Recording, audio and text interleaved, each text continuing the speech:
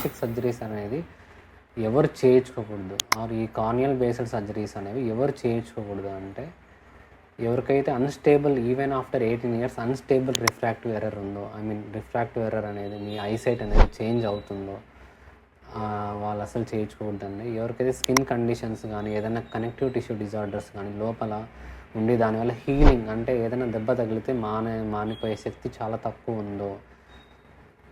వాళ్ళు కానీ, ఆర్ ఎవరికైతే గ్లకోమా తెలుగులో నీటి కాసులు అంటాం, ఆర్ లేదా క్యాట్రాక్ట్ మీన్స్ శుక్లం ఉన్న వాళ్ళు కానీ, కెరటోకోనస్ ఎవరికైతే నల్లగుడ్డు వంగి ఇట్లా ముందుగా వస్తుందో కోన్ మాదిరి ఇట్లా వస్తుందో వాళ్ళు,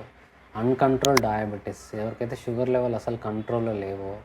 and then pregnant women certain eye conditions ఎవరికైతే కొంచెం ఐ ఇన్ఫెక్షన్స్ ఉంటాయో లైక్ హెర్పిస్ సింప్లెక్స్ అంటే అమ్మవారు పోసింటుంది చిన్న ఆల్రెడీ కంట్లో అమ్మవారు పోసిన వాళ్ళకి అసలు వీళ్ళైతే అస్సలు చేయించుకోకూడదండి.